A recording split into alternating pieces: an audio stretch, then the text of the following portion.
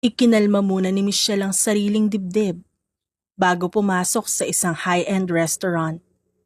Nang buksan niya ang glass door, kumalansing ang wind chimes. Dahil dito, bahagyang kumalma ang puso niya. "Good day, ma'am. May reservation po ba?" Tumango siya sa babaeng sumalubong sa kanya at bahagyang umiti. "Yes, for Mr. Bonavista. Please follow me, ma'am." Kagaya nga ng sinabi nito, sumunod siya. Nararamdaman niyang humahaplos sa katawan niya ang silk dress na suot niya ngayon. Nang makarating sa table, tumango siya at nginitian itong muli. "Thank you." Umupo siya roon. Malapit ang pwesto niya sa glass wall, kaya naman nakikita niya ang kagandahan sa labas ng restaurant.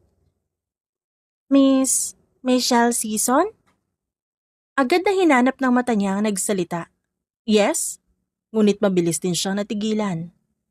Ang boses kasi na nagsambit ng buong pangalan niya, hindi ang inaasahan niyang ka-blind date. "Sino kayo?" Hindi naman sumagot ang mga ito. Sa halip ay mabilis na kanya-kanyang pumwesto sa upuan. "Uy, teka. May kadate ako. Anong ginagawa niyo?" Pero agad din siyang natigilan nang sabay-sabay na nilingon siya ng mga ito. "Kami ang kadate mo ngayon, Miss Michelle." Halos mahulog ang panga niya sa sinagot ng isa sa mga ito. Agad na umakyat ang kaba sa kanyang sistema. Oh my God! Pamilyado na si Mr. Bonavista?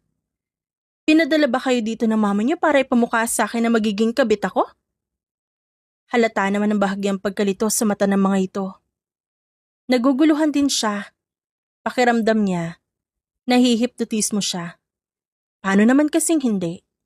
Ang apat na batang kaharap niya ngayon, may iisang mukha na iba-iba ang ekspresyon at ang suot ng mga damit. Pero parang clone ng isa't isa. "No po, it's not like that." Nalipat ang tingin niya sa batang babae. Sa apat na batang nasa harap niya, ito lang ang nag-iisang babae. "Noong umpisa pa lang po kami na talaga yung ka-blind date mo." Agad na tumaas ang kanyang kilay. "Anong ibig mong sabihin? Na napagtripan ako ng mga bata? Ganun ba yon?" Gusto niyang magwala. Gusto niyang maglupagi sa sahig at magsimulang umiyak. Wala siyang panahon para sa mga biro-biro. Kailangan niya na mapapangasawa na matandang mayaman na madaling mamatay. Wala na siyang pagpipilian, yun na lang talaga ang naiisip niya para makabangon. "Hindi ka po namin pinagtitripan. Gusto lang namin makilatis ang dapat i-date ng daddy namin." Pagpapaliwanag naman ng isang batang lalaki.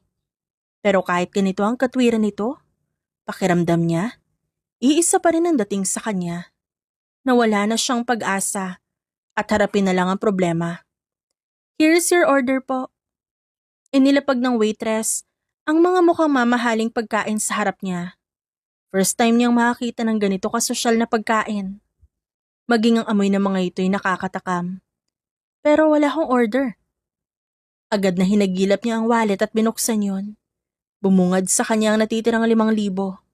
Ito na ang pinakahuling pera niya na inipon niya pa ng 3 buwan. "Be-order det, kain po muna tayo." Doon na siya tuluyang tumayo. Pakiramdam niya pinaglalaroan siya ng mga ito. "Aalis na ako. Kumain na kayo dyan. Ako na magbabayad." Kinuha niya ang bag at akmang aalis na nang muling magsalita ang mga ito. "Nabayaran na namin ang food." "Please don't leave. Di kami sanay kumain ng walang kasamang adult." Ang malamlam at nagmamakaawang mata ng mga ito ang nagpasuko sa kanya. "Fine, sige na. Kumain na tayo." Hindi bali na. Mag-iisip siya ulit kung saang dating app siya susubok. Kailangan niya makatagpo ng totoong lalaki. Kailangan niya ng mayaman. Paano kayo pinayagan ng kung sino man na nagbabantay sa inyo na mag-install ng dating app at gamitin ang profile ng daddy niyo? Nagkatinginan ng mga ito bago nagkibit balikat. "Ano ba mga pangalan niyo? Ako kasi kilala niyo na, tapos ako hindi ko man lang alam kung sino kayo. E paano kung pain lang pala kayo ng mga sindikato at balak niyo akong kidnapin, ha?" Mahinang natawa ang mga ito at sunod-sunod na umiling. "Ako po si Sofia." Pagpapakilala na nag-iisang babae sa mga ito. This is our Kuya Nash, cause he's 2 hours older. And my other kambal, Ralph and Kyle. Sa itsura pa lang ng mga ito'y mukha na talagang anak mayaman. Malapor sila na ang kutis, na tila ba hindi man lang nakaranas ng lamok na dumampi sa mga balat nito. Busy ang daddy namin cause he works so hard. Lumipat naman ang tingin niya sa pinakilala ni Sofia na si Nash. And he's getting older. Kinuha niya ang baso ng tubig at uminom doon. Kitang-kita niya sa mga mata ng mga ito ang pangungulila. Kaya naman tumikim siya at pinatong ang kamay sa table. Okay, stop na tayo. Huwag na muna nating pag-usapan ng daddy niyo. Let's eat and tell me more about you guys. Bahala na talaga ang naiisip niya. Bukas na bukas maghahanap na lang siya ulit ng bagong makakadate. Sa ngayon hahayaan niya muna ang sarili na damayan ng mga batang ito na tila nangungulila. Ang mata ng mga ito'y pamilyar sa mga mata niya noon. Ang lungkot at pangungulila nang itakwil siya ng mga magulang. Magmula noon, mag-isa na lang siya, mag-isa niyang binubuhay ang sarili. Pero ngayon, nalubog na ang mga magulang niya sa utang, dinawit pa ng mga ito ang pangalan niya. Kaya naman siya ang pinupuntahan ng mga debt collector. Ang sarap nitong puset, try nyo. Gusto niya na kahit papano, maibsan ng oras at atensyon niya ang lungkot sa mga mata ng mga batang ito. Na sana, may gumawa din sa kanya nun kapag mag-isa siya. This is my favorite, you should try po. Bahagya pang tumayo si Kyle para mailagay sa plato niya ang shrimp. Natigilan naman siya sa ginawa nito. Ito ang unang beses na may kasalo siya habang kumakain. At sino nga ba mag-aakala na quadruplets pa ang mga ito? Sarap nga. Kaya hindi na ako magtataka kung favorite mo. Tumatango-tango siya habang tinitikman lahat ng ino-order ng mga ito. Susulitin niya na. Baka ito na ang una't huling beses na makakakain siya ng masarap at mamahalin.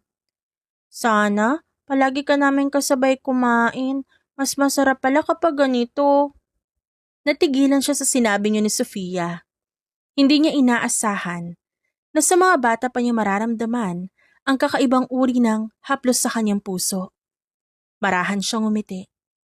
Sana nga, she was hopeless. Wala na siyang matatawag na sariling kanya. Wala na talagang patutunguhan ng buhay niya kundi ang magtago sa mga debt collector. Kaya paano niya ipapangako sa mga ito na masasabay niya silang muli kumain? Dire-diretsong pumasok sa loob ng opisina ang quadruplets. Napatingin pa sa mga ito ang kausap ng mga tao ni William. "We'll leave for now, sir." Tumangulang ang lalaki. Habang sinusundan ng tingin ng apat na ngayon ay nakaupo na sa sofa. Why are you guys here? Kala ko ba pupunta kayo sa London? Tumayo ang lalaki, inayos ang coat bago naglakad palapit sa mga ito. Dad, we want her. Nagulat siya sa sinabi ni Kyle. Kasunod noon, inilapag ng mga ito ang isang folder at nakabunga doon ang litrato ng isang babae. Umupo rin siya sa sofa at kinuha ang folder. Bahagya pa siyang natigilan nang makita ang kakaibang ganda ng babae sa litrato. Mukha siyang matalino ah. Tama po. Matalino siya at masarap kasama. Gets niya ang corny ng joke ni Ralph. Saan niyo siya nakilala? Baka mamaya scammer to o kaya child trafficker. Ang irap ni Sofia ang nakita niya sa peripheral vision niya. Mabait siya, Dad. At isa pa ang sweet-sweet ng boses niya. Try to meet her. Then if it works, then... Nagkibit-balikit ang mga ito bago sabay-sabay na tumawa. Nagulat pa siya dahil doon. Magmula kasi nang mamatay ang late wife niya 5 years ago, tila nag-iwan niyo ng matinding trauma sa quadruplets. May mga pagkakataon naman na pinagagaan ni Ralph ang atmosphere. Ngunit mas madalas na lumabas na nonchalant ang mga ito at basta na lang iirap. Ngunit ngayon, naramdaman niya agad ang kakaiba sa aura ng mga anak niya. Okay, I'll try to know her. You guys should rest. May meeting pa rin ako mamaya. Hindi ko kayo masasamahan. As usual. Dinig niyang bulong ni Nash bago ito tumayo. Alis na po kami. Good luck po sa work. Tumangulang siya sa mga ito. Nakita naman niya ang bodyguard ng mga ito na naghihintay na sa bungad ng opisina niya. Muli niyang tinignan ang litrato na hawak niya. Michelle Season. What did you do to my kids? Hindi man niya palagi nakakasama ang mga bata. Alam niyang may nagbago. Ang dating mabigat at matalim na tingin ng mga ito ay tila nabawasan. At mas masarap na yun sa pakiramdam. I need to know who you are. Agad na tumayo siya at lumapit sa lamesa para kunin ang cellphone. I want you to do something. Find Michelle Season and bring her here. Halos mahulog ang panga ni Michelle nang buksan ang pinto ng kotseng sinasakyan niya. Nagulat na lang din siya nang may lalaki nakasuot ang lumapit sa kanya. At sinabi na gusto siyang makita ng CEO ng isang sikat na kumpanya. This way, ma'am. Sinundan naman niya ito. Napakalawak ng building. Tila nahihilo siya sa tuwing inaangat niya ang ulo para tignan ang itaas na bahagi. Nang pumasok sila sa elevator, naramdaman niya agad ang kakaibang kaba. Hindi niya alam kung sinong tinutukoy ng mga ito na CEO. Wala pa naman siyang inaagrabyadong tao. Well, maliban sa mga pinagtataguan niya na debt collector. Sa top floor bumukas ang pinto. Kagaya kanina, itinuro ng lalaki ang daan habang nauuna itong maglakad sa kanya. Sa wakas, may isang malaking pinto ang nasa dulo. Mahinang kumatok doon ang lalaki. Mr. Benavista, nandito na po si Miss Michelle Season. Nagulat siya sa binanggit nito at bahagya pang nanlaki ang mga mata. Benavista, hindi ba't yan ang pangalan na dapat makakadate ko? Nalaman kaya niya na hindi ako nagbayad ng kinain namin sa restaurant at sisingilin niya ako ngayon? Agad na kinapa niya ang bulsa kung nailagay niya ba doon ang wallet at tinatabing pera. Pero bago pa man siya makapag-isip, bumukas na ang pinto at bumungad sa kanya ang isang lalaki na tila abala sa mga pinipirmahang papeles. Hindi niya alam pero parang bumagal ang lahat. Maging ang pagkurap niya ay bumagal din. At nagkaroon ng spotlight sa lalaking nakaupo. Maging ang pag-angat nito ng tingin. At ang pagtama ng mata nila sa isa't isa. At tila naging mabagal ang lahat. Come in, Miss Season. Bahagya niyang ipinilig ang ulo. Agad na lumapit patungo sa couch. Have a seat. Agad naman siyang umupo doon. Naramdaman niya ang puso niya na hindi niya kayang kontrolin. Magkahalo na ang kaba at kung ano pa mang emosyon. Miss Season, right? Tumango siya at pinagsiklop ang mga daliri. Tumayo naman ito at kinuhang brown envelope bago lumapit sa kanya. Marry me? Agad ng laki ang mata niya sa sinabi nito. Ha? Anong tingin mo sa akin easy to get? Kung dahil to sa kinain namin ng mga bata na hindi ko binayaran dahil sila na nagbayad, o eto. Hinapa niya ang bulsa at nilabas ang wallet. May lamang 5,000 yan. Di ko alam kung sapat yan o kulang, pero huwag ka mag-alala.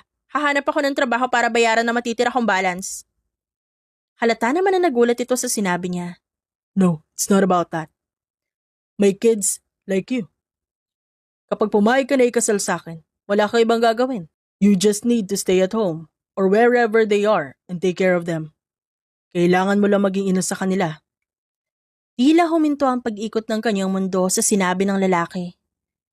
Kailangan niyang maging ina sa mga anak nito? 29 pa lang siya. Never pa siya nagkaroon ng boyfriend. Tapos ngayon magiging nanay na siya? I'll pay you generously. Inilabas nito ang tseke. Napatingin siya doon at bahagyang napalunok. Alam ko ang tungkol sa utang ng mga magulang mo. Alam ko ang sitwasyon mo. Marry me. And we'll settle everything. Wala ka magiging problema sa pera. Teka, ito na ba yun? Ito na ba yung matagal niyang hinihiling? Nasagot na ba talaga ng Diyos ang pangangailangan niya? Totoo nga ata na nakikinig ito. Agad niyang naramdaman ang pangingilig ng labi. Kaya naman kinagat niya ito at bahagyang pinaghawak ang mga kamay. Kailan ang kasal? Paano niya ito magagawang tanggihan? Kahit mataas ang pride niya, walang magagawa yun para isalba siya sa kinalulugmukan niya ngayon. For now, kailangan mo lang pumirma ng contract natin. At huwag na huwag mo itong sasabihin sa mga bata. Hindi na siya malulugi. Walang mawawala sa kanya. Mas mabuti pang kunin niya na ang pagkakataong ito at tuluyang iwanan ang masakit niyang buhay.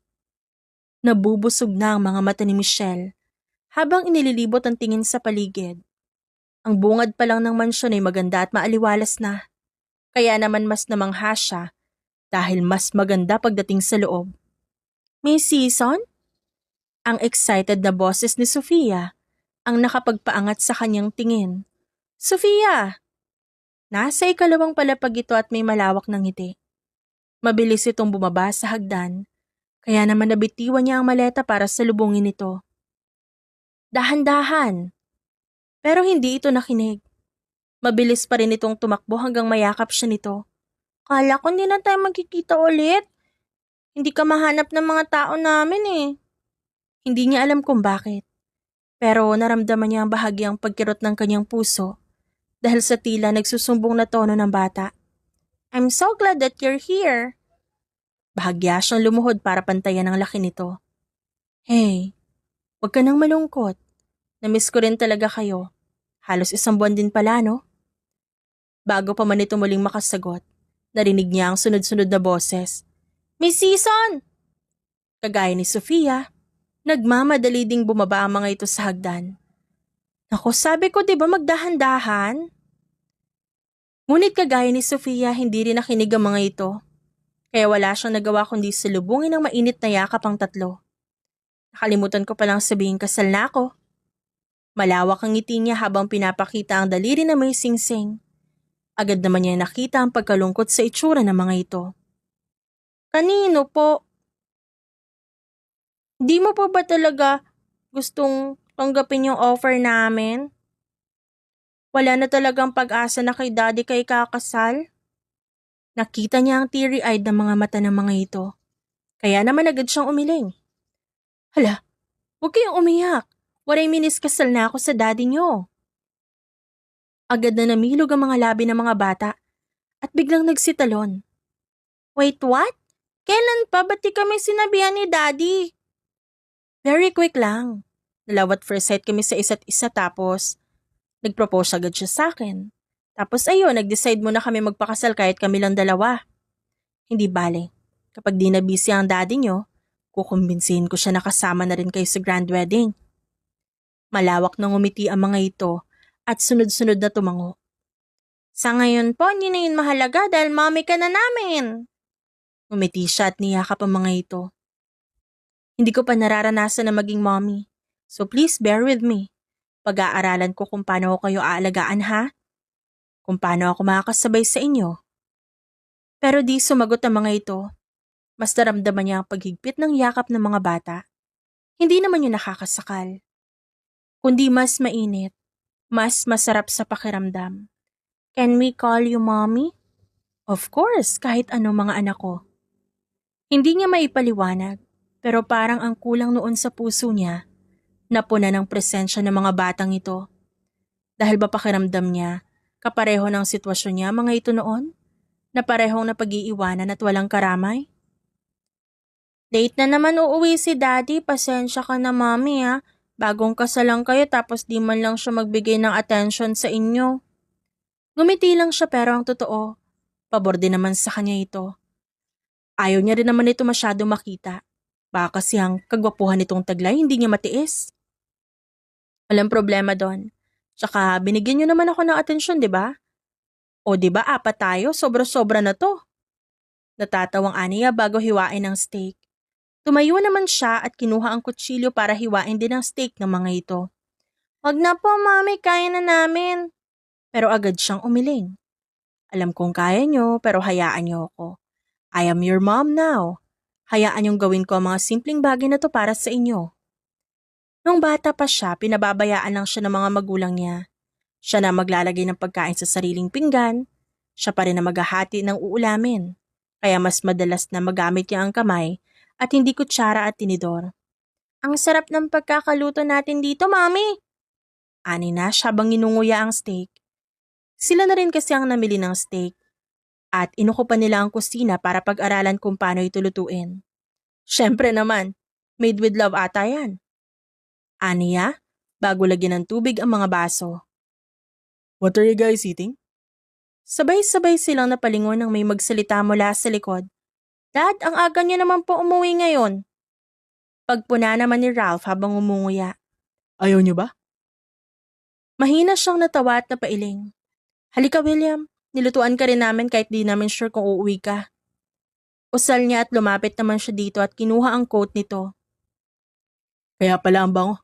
Amoy na amoy ko agad sa labas. Kayo ang nagluto? Proud na tumango ang mga bata.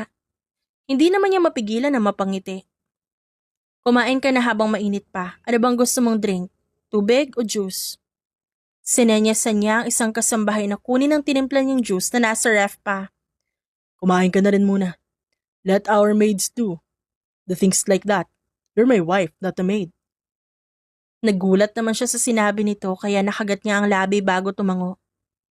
Kung ibang tao lang siya, maniniwala siya sa mga sinasabi nito ngayon. Pero dahil nga alam niya ang agreement nila, hindi na siya umaasa. You should try it na, Daddy. Baka lumamig na, di mo malalasahan kung gaano kasarap yan.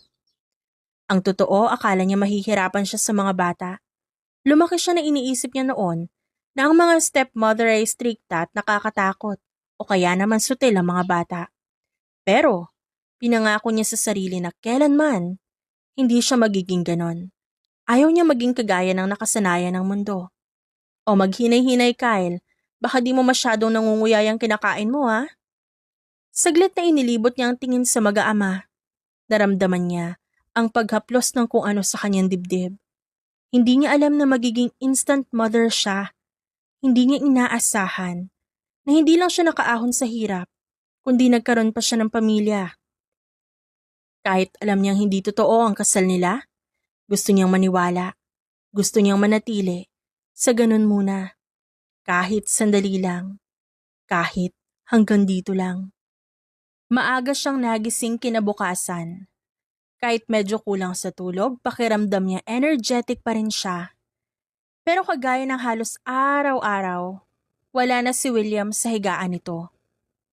Hindi pa nga ata tumitilaok ang manok, nasa trabaho na ito agad. Pero nagkibit-balikat na lang siya at nag-stretching.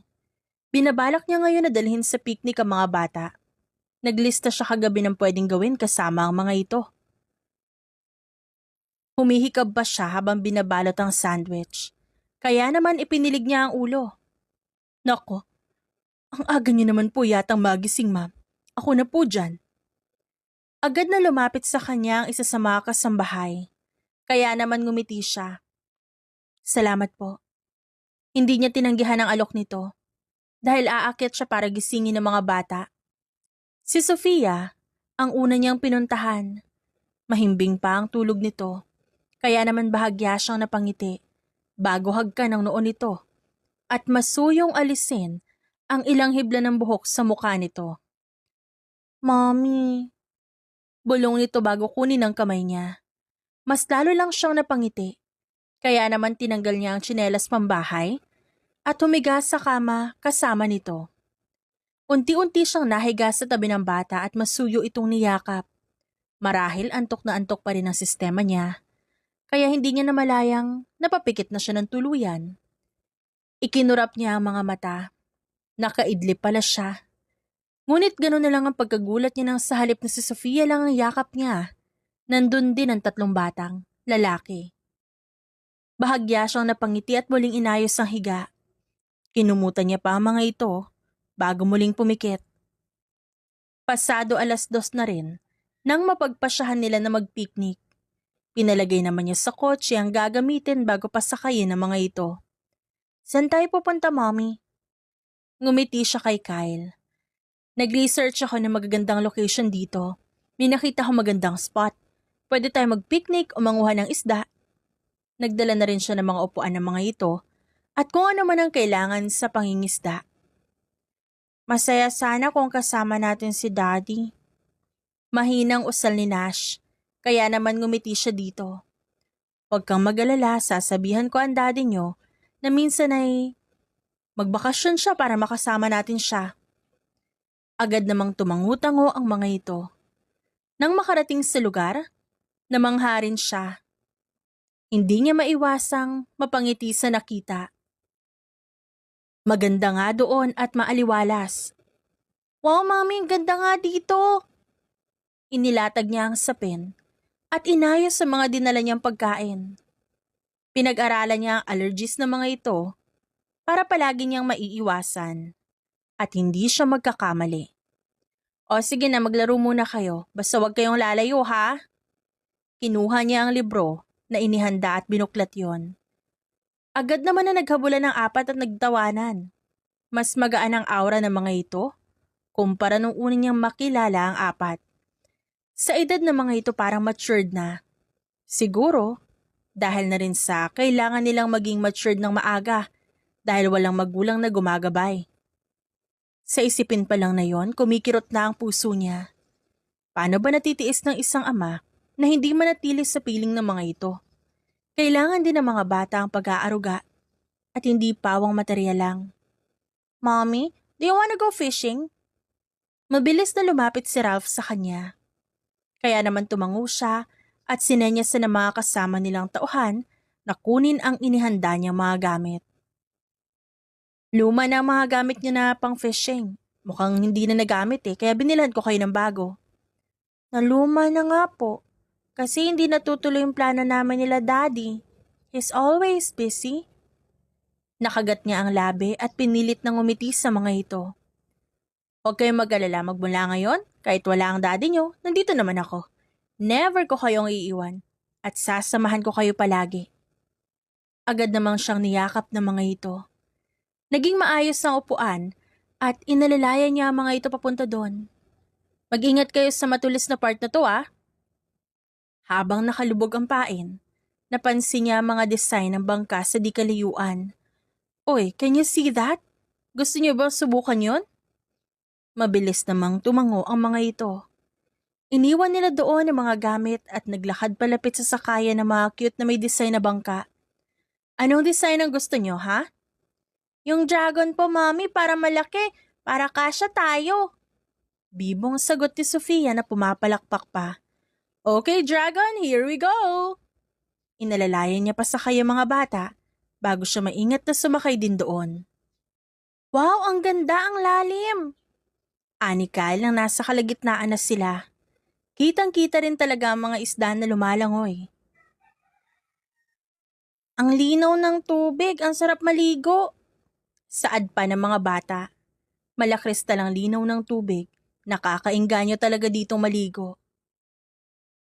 Next time, isama po natin dito si Daddy para makita niya kung gaano kaganda dito. Tumangu-tango naman siya. Kahit pa nag-e-enjoy na ang mga ito, ang ama pa rin ang iniisip. Gaano ba kasi karami ang trabaho nito sa opisina para hindi bigyan ng kahit isang araw lang ang mga bata? Sige, pipilitin natin ang daddy niyo.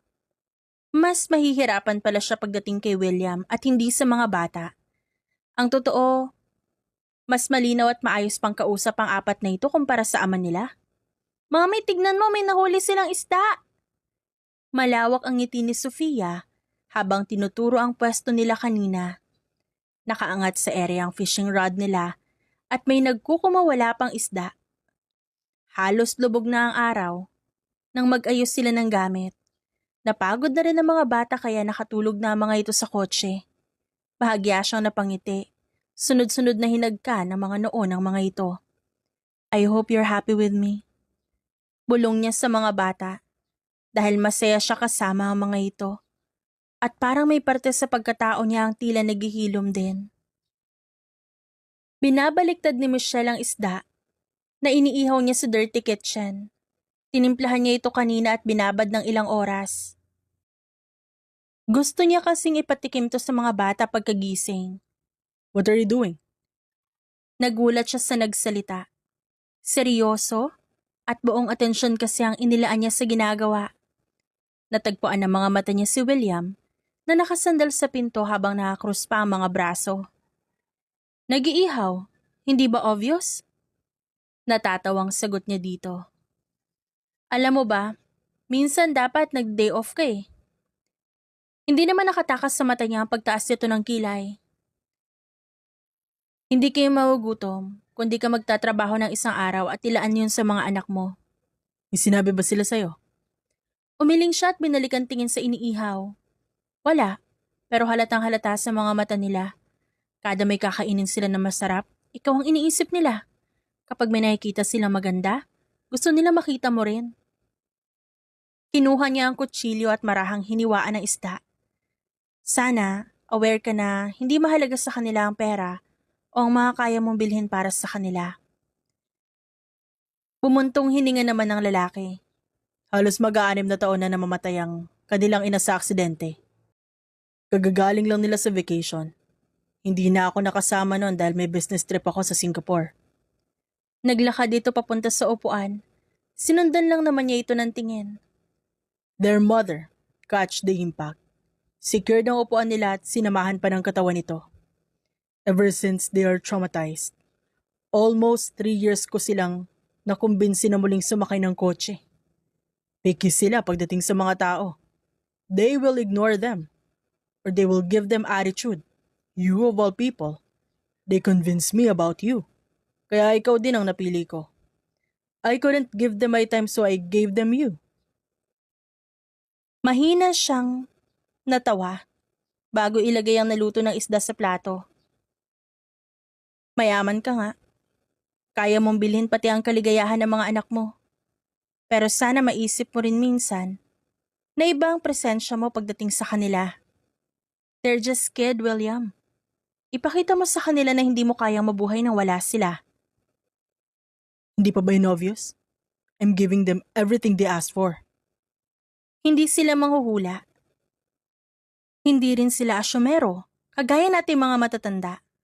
Malay ba nila kung ang paraan pala ng pagpapakita mo ng pagmamahal ay ang pagbibigay ng kung ano-ano? Kinuha naman niya ang sibuyas at bawang. Balak niya rin kasing gumawa ng sausawan para sa isda. Kailangan nila ng ama, kagaya nga ng sabi mo. Nung naaksidente ang mag-iina mo, wala ka. Hanggang ngayon, palagi kang absent sa buhay ng mga anak mo. Hindi ka pa pala natuto. Hindi mo man lang naisip na dapat sinasamantala mo palagi ang oras na kasama sila dahil baka huli na yon. Ang totoo, naaawa siya dito. Gusto niya itong i-real talk at sabihin na ang pathetic nito. Na wala itong lakas ng loob para harapin ang mga anak. Natahimik ito at hindi agad nagsalita. What do you want? Nagkibit balikat siya bago nagpakawala ng sutil ng ngiti. Take a week break and spend it with the kids. Para hindi ka magsisibalang araw, William. They could grow up hating you. Seryoso ang tono niya pero may ngiti sa kanyang labi.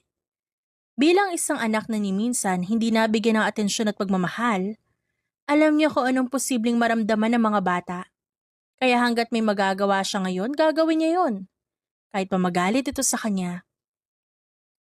Luto na to, pwede mo na silang gisingin. Ihahanda ko na ang pagkain sa garden. May pagtatanong sa mga mata nito pero agad din naman siyang sinunod.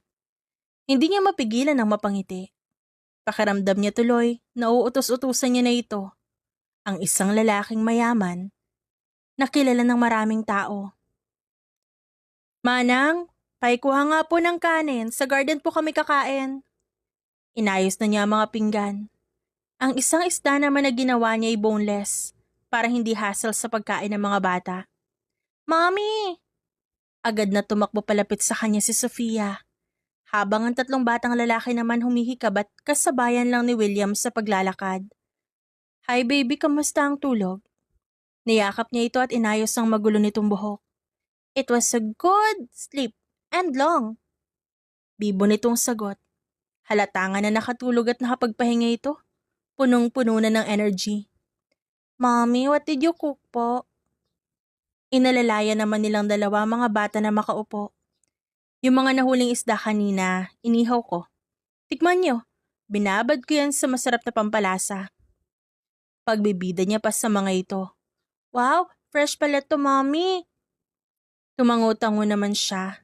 Kitang-kita naman sa peripheral vision niya si William na tila nag-oobserba lang. Kumain na tayo? Aniya, bago bigyan ng kanin ng mga ito. William, ikaw din. Daddy, alam mo ba ang daming fish kanina and nag-ride kami sa dragon. We wish that you were there. Sa sinabi niya ni Kyle, nagtama ang kanilang mga mata. Ito ang gusto niyang sabihin sa lalaki. Ang mga ganitong sinasabi ng mga bata. Really? So it was fun? Yes, and we did picnic. Ang buong hapunan, napuno ng kwento ng mga ito. Attentive naman na nakikinig si William sa mga bata habang tahimik niyang pinagmamasta ng mga ito. Iniisip niya kung ano pa ba ang mga bagay na pwede niyang gawin para palaging mapapayag ang lalaki na sumama sa mga bata o kaya manatili sa tabi ng mga ito sa saglit na panahon. I'll be taking a leave next week. We can do anything you guys want. Maging siya'y natigilan sa sinabi nito. Really po, Daddy? Yehey! Pumalakpak ang mga ito habang patuloy pa rin sa pagkain. Mas malawak ang mga ngiti ng mga ito. Halos namumula na ang mukha kakatawa. Kagaya noong una, totoo nga ang sinasabi ni Sofia. May mga corny na joke si Ralph na nagiging dahilan ng pagtawa niya rin. O dahan-dahan sa pagtawa baka hindi kayo makatulog mamaya. Ilang buwan ang lumipas at hindi naman siya binigo ni William.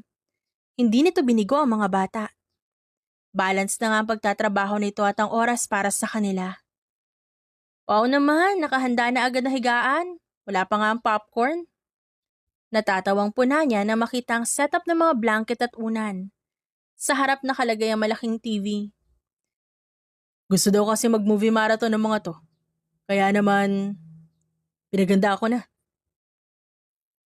Mommy, gusto mo patulungan kita? Agad siyang tumango dahil sa pag-o-offer ng tulong. Sumunod naman ang mga ito sa kanya sa kusina. Nagsalita si Nash. Thank you, Mommy. Saan? Para po dito. Alam ko po na kinausap niyo si Daddy para bigyan kami ng time. Hindi mo ako dapat pasalamatan, anak.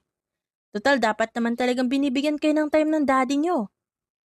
Ang kailangan lang talaga ay ang taong magpaparealize sa kanya na mas mahalaga kayo sa kahit ano paman. Niyakap siya nito. Binaon ang mukha sa kanyang tiyan. Kaya nga po kami nagte-thank you. We are so happy. Walang anuman. Gagawin ko naman talaga ang lahat para maging masaya lang kayo eh. Nang matapos na ang paghahanda ng pagkain, nagtungo na sila ng sala.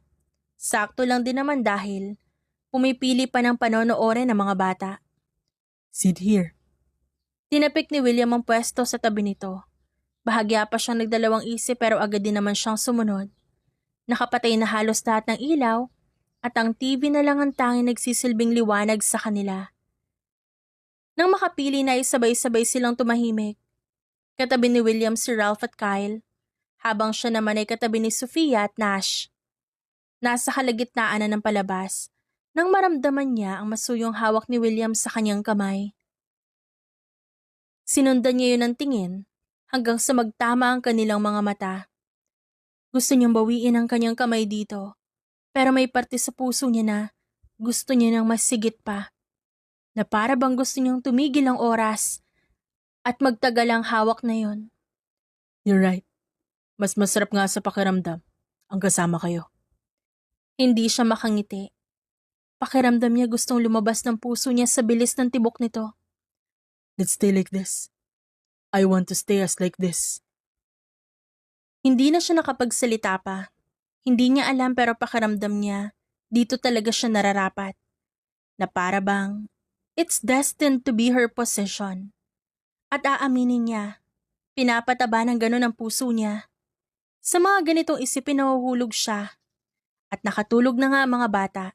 Kaya pinagtulungan nilang dalawang iakyat ang mga ito sa kani-kanilang kwarto. You should rest. Ako nang bahala mag-ayos sa baba.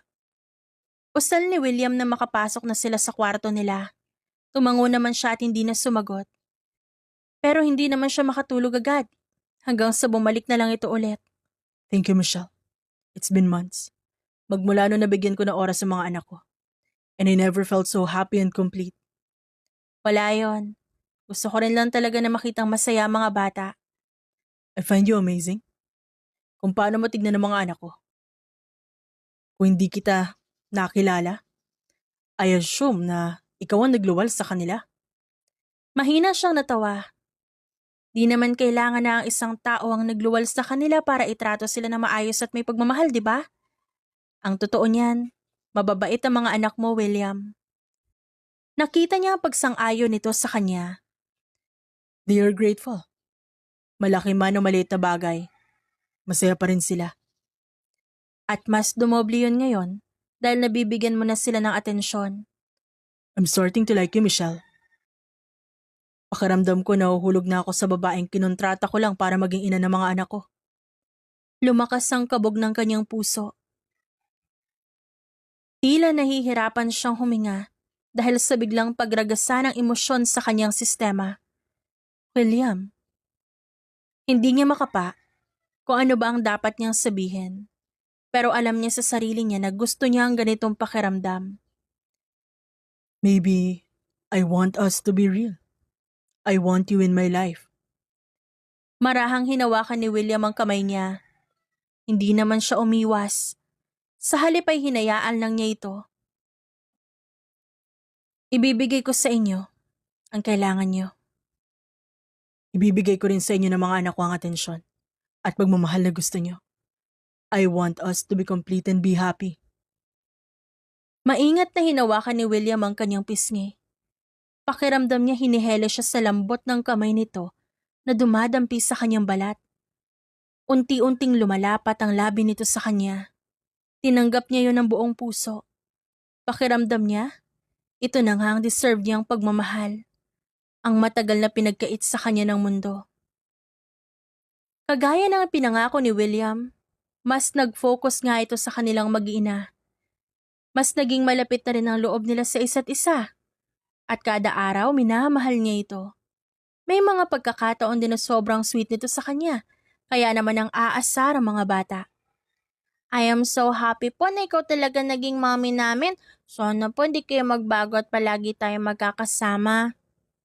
Pinantayan ni Michelle ang taas ng mga ito at ngumiti. Wala na kayong dapat ipag-overthink dahil never akong magbabago. Lahat ng pagmamahal at atensyon ko ibibigay ko sa inyo. At syempre, pati na rin ang daddy nyo. Sisiguraduhin niya na hindi makakaramdam ng kalungkutan dahil sa kakulangan ng mga bata. Hanggat nasa tabi siya ng mga ito, titiyakin niya na palaging masaya ang mga ito. Agad na napatakip sa bibig si Michelle dahil sa pagkagulat. Hindi niya inaasahan ang result na nakikita niya ngayon. Positive? Pero ilang beses lang naman may nangyari sa amin. Nanginginig ang kamay niya habang inaangat ang pregnancy test para mas makita niya ng malinaw ang dalawang pulang linya. Michelle, are you okay? Nagulat siya nang kumatok si William sa pinto. Kaya naman nabitawan niya ang pregnancy test. Mabilis naman siya nag-squat para kunin ito. Oo, ayos lang. Teka lang. Isinuksok niya ito sa kanyang bulsa at pinunasan ng noo niya na ngayon ay puro pawis na. Sasabihin ko ba sa kanya? Mahinang tanong niya sa sarili bago huminga ng malalim. Inayos niya ang damit nang lumabas siya ng banyo. Natagpuan ng mga mata niya ang lalaki na nakaupo sa ibabaw ng kama at mukhang may kausap sa phone. Hindi naman siya lumika ng kahit anong ingay. Naglakad lang siya palapit sa kama at naupo sa kabilang side nito. Yeah, thank you so much for that. See you tomorrow, Leila. Ang lahat ng binabalak niyang sabihin dito ay bumagsak kasabay ng pagbanggit nito sa pamilyar na pangalan na yon.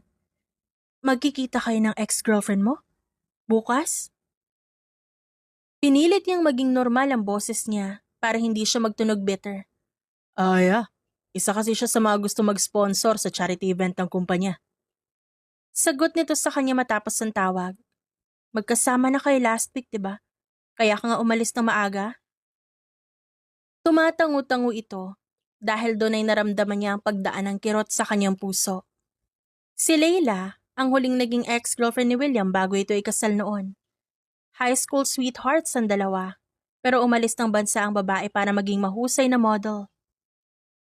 Hindi ba pwedeng ang sekretary mo muna mag-asikaso niyan? Hindi ba't family day bukas sa school ng mga bata? Saglit itong natigilan na parang nakalimutan nito ang kung anong plano nila para bukas. Hahabol na lang ako. Kailangan ko kasing reviewin ang ilang budget na ipapasok at ilalabas para sa charity.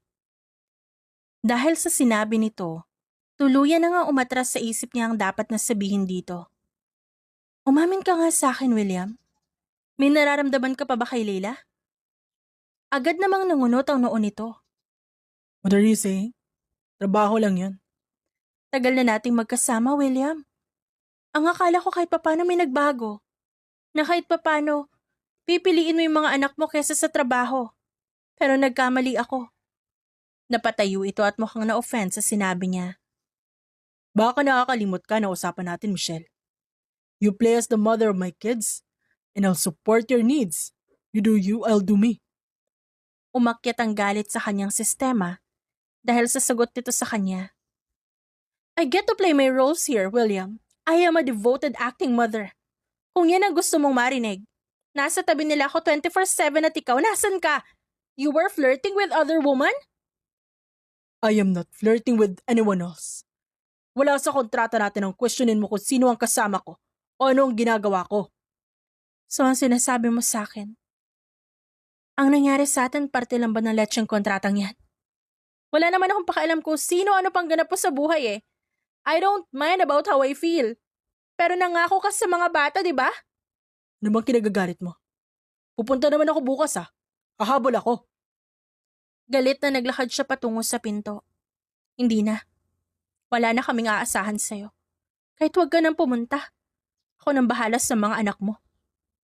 Na galit siya. Hindi niya alam kung anong klaseng ama ito. Kaya hindi niya rin talaga masisisi ang mga bata kung magtaniman ng tampo sa kanilang ama. Kanina pa ba kayo dyan? Gulat na gulat siya nang buksan niya ang pinto. Bumungad sa kanya ang quadruplets. Madilim ang aura ng mga ito at nagbabadya ang luha sa mga mata. You lied to us? Ang nasasaktang boses ni Nash, sapat na para maramdaman niya ang parang pagtarak ng kutsilyo sa kanyang puso. No, hindi ganun yun. Pero bago pa man siya makapagpaliwanag, tumakbo na pababa ang mga bata. Teka lang, saan kayo pupunta? Pumilis ang tibok ng puso niya nang mapansin na patungo sa main door ang mga bata. Kuya, ang gate! Umakyat ang pagpapanik sa kanyang sistema. Bakit? Ano nangyari? Nang maabutan siya ni William, hinawakan nito ang braso niya. Narinig nila lahat kanina. Hindi niya na maituloy ang balak pang sabihin. Nagiging emosyonal siya. Pakiramdam niya maiiyak siya kung magsasalita pa siya.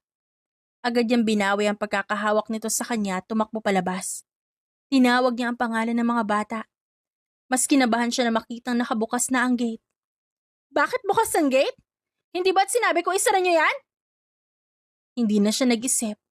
Kahit walang maayos na suot na tsinelas, tumakbo siya palabas ng gate at patuloy na hinanap ng mga mata niya kung saan ang daang nagtungo ang mga bata. Oh God, please, please. Labis-labis ang pag-aalala niya. Paglabas kasi ng daan patungo sa Mansion Highway na.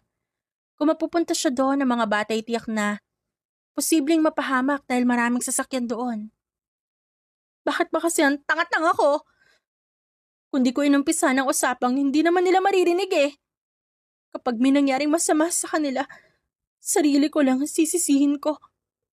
Aaminin niya. Mahal niya ang mga ito. At aaminin niya na nahuhulog na nga siya kay William. Mali. Mahal niya na ang lalaki. Pero kung ang pagmamahal na yun ay kapalit na masasaktan lang siya, dahil may minamahal itong iba, ititigil niya na. Kakayanin niya pa kung di siya mahal ng lalaki. Ngunit kung ang pagmamahal ng mga bata ang mawala sa kanya, baka yun ang hindi niya kayanin. Nash, please, nasaan na ba kayo? Gusto niyang umiyak. Kumikirot ng sobra ang puso niya. Baka hindi niya makayanan kung may mangyaring masama sa mga ito. Please, magpakita na kayo kay Mommy. Saglit siyang natigilan at naalala niya ang part na nakita nila noong nakaraan. Hindi pa raw nasusubukang pumunta doon ng mga bata. Hinihingal siya na makarating sa park at hindi nga siya nagkamali.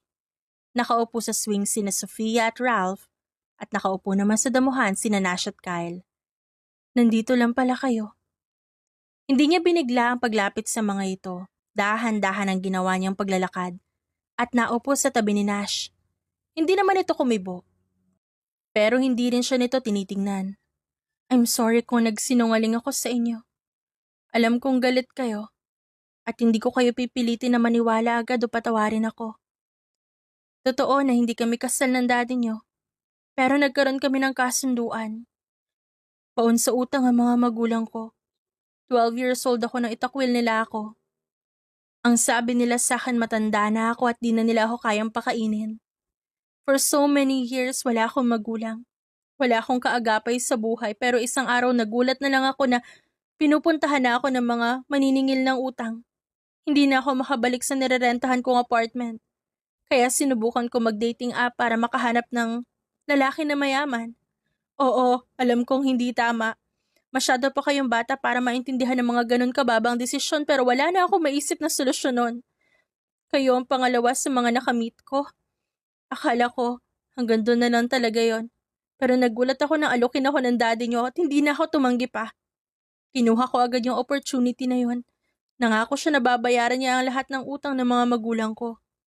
Maniwala man kayo sa hindi. Masaya ako na sobra dahil pinagtagpo ulit tayo. Masaya ako dahil kayo ang unang naging pamilya ko. Mahal ko kayo. Sobrang mahal na mahal ko kayo na parang tunay kong mga anak. Wala na akong pakialam kung di na matuloy ang kontrata namin ng daddy niyo. Ayos lang sa akin kung hindi niya ako bigyan ng pera. Ayoko lang na mawala kayo sa akin. Ang pinipigilan niyang luha, tuluyan ang lumabas sa kanyang mga mata. Pero sa wakas tumingin na ang mga ito sa kanya. We're sorry, Mommy. Mabilis na tumalon sa bisig niya ang mga bata. Nang maramdaman niya ang init ng mga ito, mas lalo lumakas ang buhos ng luha niya. Sorry po kung di kami nakinig. Okay lang mga anak. Okay lang. Walang kahit anong mahalaga na isang bagay na makakapantay sa mga ito.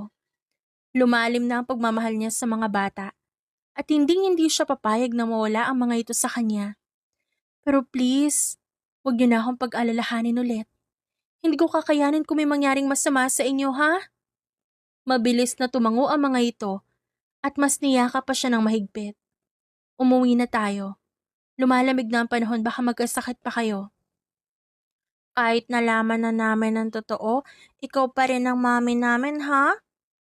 Parang dinuduyan ang puso niya sa sinabi ng mga ito. Kaya mahina siyang napatango bago magsimulang sumabay sa mga ito sa paglalakad. Pero, natigilan siya ng pakiramdam niya'y bigla na lang umiikot ang lahat. Mommy? Mommy, are you okay? Naramdaman niya ang paghawak ng mga ito sa kanyang kamay. Pero hindi niya makontrol ang sariling katawan.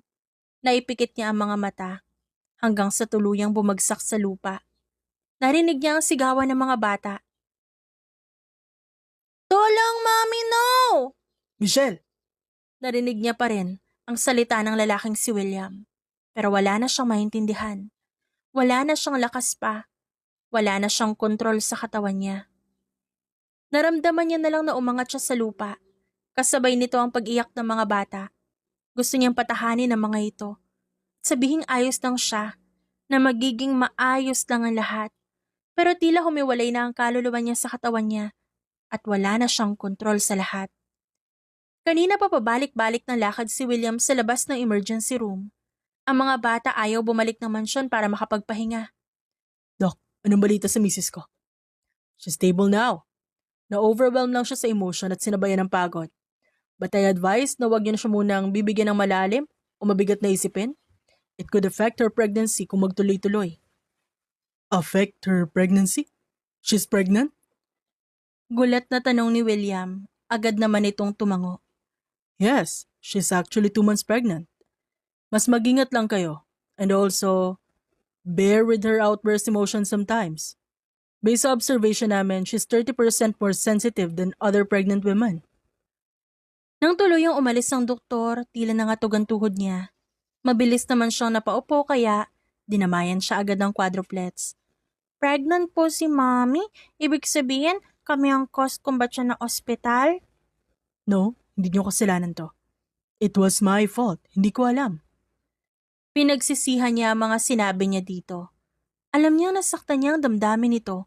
Kitang-kita yon sa mga mata nito kanina pero pinagmataasan niya ng pride ng babae. Don't worry, aalagaan natin ang mommy niyo. Kailangan kong bumawi sa kanya. Paano nga ba niya kasi aaminin sa sarili na matagal na siyang nahuhulog dito?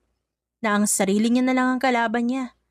Dahil pakiramdam niya na sa tuwing handa na siya umamin ng buo at totoo sa nararamdaman niya, sinasabotahin niya ang sarili. Na baka hindi siya maging sapat para sa pagmamahal nito. Unti-unti niyang minulat ang mga mata. Masakit pa rin ang ulo niya pero halos hindi niya na maalala kung ano nangyari. Mommy? Agad niyang narinig ang boses ni Nash sa kanyang gilid. Doon natagpuan niya ang quadruplets sa gilid kasama ang ama ng mga ito. Kumusta ang nararamdaman mo? Nahihilo ka ba? Dahan-dahan siyang umiling at sinubukang umupo. Kaya naman mabilis siyang inalalayan ni William. Ano nangyari? Na-overwhelm ka raw sa emotions. At higit na emosyonal kumpara sa ibang buntis. I'm sorry. No, I'm sorry sa mga nasabi ko sa'yo. Hindi ko sinasadya. Tumango lang siya. Hindi naman talaga siya galit, totoo yun. Siguro disappointed lang. Ayos lang, pasensya na kayo. Hindi tayo nakapunta sa family day niyo dahil sa akin. Okay lang po, Mami. Di niyo naman po kasalanan. Ang mahalaga safe kayo ng baby brother or baby sister namin. Agad na namula ang pisngi niya sa sinabi ng mga ito. Peter, samahan mo ang mga bata sa labas, mag-uusap lang kami. Utos ni William sa assistant nito na agad namang tumango. Hindi na rin umangal ang mga bata at kusa nang lumabas sa mga ito. Again, I'm really sorry. I know that I messed up. Masuyo nitong hinawakan ang kamay niya at hindi naman niya binawi yon. Ang totoo, I've been busy with a lot of things at may pinaghahandaan ako. Pagod lang din talaga ako. Alam ko mali at hindi nun ma-justify ang sinabi ko pero sana maniwala ka. I love you, Michelle, for real. Hindi niya alam kung totoo na ba ito. Hindi niya alam kung dapat siyang mag-ingat sa mga sinasabi nito. Yung about kay Leila, it's pure work at walang mali siya. We're just good friends. May family na rin siya abroad and happily married. Pero nung unang beses na nagkita kami, ay dahil dito. Natigilan siya nang ilabas nito ang maliit na box at buksan yon. We're picking the best ring for you at wala akong idea sa singsing. At medyo old-fashioned na. Isa siyang model sa iba't ibang products and all. Pinakita ko ang picture mo at tinignan niya kung anong babagay sa'yo. Pakiramdam niya may tinik sa lalamunan niya na unti-unting tinutusok siya habang pinipigilan niya umimik. Gustong-gusto kong tanungin kung papayag ka bang maging totoo kong asawa na hindi lang hanggang kontrata. Hindi niya na napigilan ang sarili. Sunod-sunod nang rumagasa ang mga luha niya. I'm sorry to. Unang beses mo pa lang din pala maging ama at maging magulang. But I judged you harshly. Alam ko nangangapa ka lang din. Wala naman ako ibang gusto kundi mahalin at bigyan ng masayang childhood ang mga bata. And I'm sorry. Sunod-sunod na tumango ito. At inalo siya. Maingat siya nitong pinapakalma. Will you marry me? Hindi man ako perpekto pero pag-aaralan ko kung saan ako nagkulang. Hindi ako papayag na mawala ka sa akin. Suminghot siya at sunod-sunod na tumango. Oo, pakakasalan kita. Sabay nating pagtutuunan ng lahat at magtutulungan tayo para hindi tayo mahirapang mga pa. And I'm willing to learn with you. I promise to be better. I'll be better for our family. Sofia, ang bagal! Ang malakas na boses ni Nash ang umalingaw-ngaw sa buong mansyon. Isa! Mabilis na kumilos si Sofia at basta na lang hinila ang bag na nasa kama. Ito na nga po. Dali, baka di natin maabutan ng panganganak ni Mami. Nauna nang magtungo si William at Michelle sa ospital. Biglaan kasi ang pagputok ng panubigan nito. Kaya naman, ibinili na mag-asawa ang magkakapatid sa assistant nila. Bilis na, Sir Peter, okay na po kami. Aniya sa assistant ng ama nang sa wakas ay makapasok na sa kotse ang mga kapatid niya. Tagal mo? Kunwaring naiinis na saad ni Nash sa kapatid na babae. Kinuha ko pa kasi ang camera na regalo sa akin ni Mami, gagamitin ko mamaya. Masayang sagot nito at pinakita ang camera na kulay pink. Ikaw, Kyle, diba nasa baba ka na kanina? Bakit magkasabay pa kayo ulit na bumaba? Wala lang, tagal niya kasi, sinabayan ko lang. Natahimik naman sila nang mapansin na hindi umiimik si Ralph. Ayos ka lang ba? Oo, sumasakit ang tiyan ko, kinakabahan ako. Paano kung kamukha ko ang baby ni Mami?